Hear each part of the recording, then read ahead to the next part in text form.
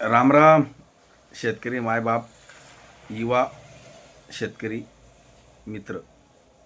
आज सर्वीकडे महाराष्ट्रात आणि देशात शेतकरी रस्त्यावर उतरलेला आहे. त्याचा आपण बारकाईने जर विचार केला, या सर्व गोष्टी एका दिवसात घडत नाही. त्या का घडतात? शेतकऱ्यांसोबत असं अन्यायकारक धोरणं काय आहेत बुवा? पहिला मुद्दा आहे हमीभाव, दुसरा मुद्दा आहे बोगस बियाणे, तिसरा जो मुद्दा आहे तो मजूर टंचाई, आणि पाचवा मुद्दा आयात निर्यात धोरण आहे. आणि त्याच्यात दिशाहीन शेतकरी झालेला आहे.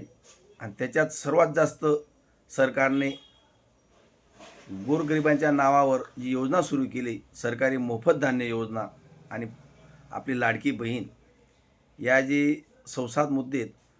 मी जेव्हा ग्रामीण भागात फिरत असताना बारकाईने विचार करतो की शेतकरी रस्त्यावर येण्याचे कारणं काय आहेत बुवा.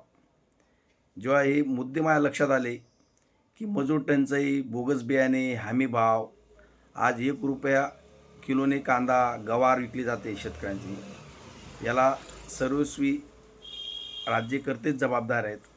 कारण की एकीकडे आपण चीनसोबत बराबरी करण्याचं स्वप्न दाखवतो आहे अमेरिकासोबत, आणि एकीकडे आपला भारतीय शेतकरी दिवसेंदिवस शोषण आणि मेटाकुटीला आलेला आहे. व्याजाने पैसे घेऊन शेती करत आहे, काहीच भेटत नाही.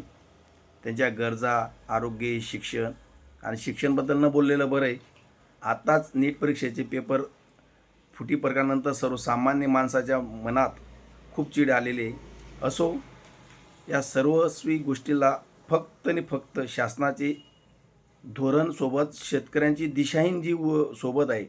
ग्रामीण भागातील लोकांना काय करावं शेतीवर हेच समजत नाही. कारण की उत्पादन करणं तयार आहे, पण मार्केटिंग व्यवस्था त्याच्यात नाही आहे. कारण की मोनोपॉली जी आहे व्यापाऱ्यांची, ती सर्वसामान्य शेतकरीला मारून टाकणारी आहे.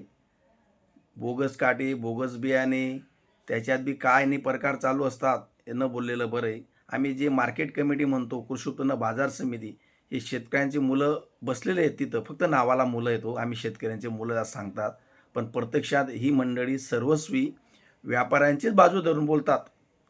आजपर्यंतचं आम्ही जे छोटे मोठे आंदोलन करतो, निवेदन करतो, आम्हाला वाटलं नाही की हे शेतकऱ्यांच्या मुलांनी शेतकऱ्यांची बाजू धरून बोललेत. कारण की सर्वस्वी हा पैशांचा खेळ झालेला आहे. दिवसेंदिवस शेतकरी मेटाकुटीला आलेला आहे. याला आता आपण सर्वस्वी सोबत येऊ आणि एक नवी क्रांती, नवी दिशाच्या बाजूने लढण्यासाठी सक्षम होऊया. आणि शेतकऱ्याला न्याय मिळण्यासाठी तुम्ही आम्ही सर्वजण विचारपूर्वक विचार करूया आणि व्यासपीठावर येण्यासाठी सर्वांनी गाव पातळीवर काम करावे. वंदे मातरम.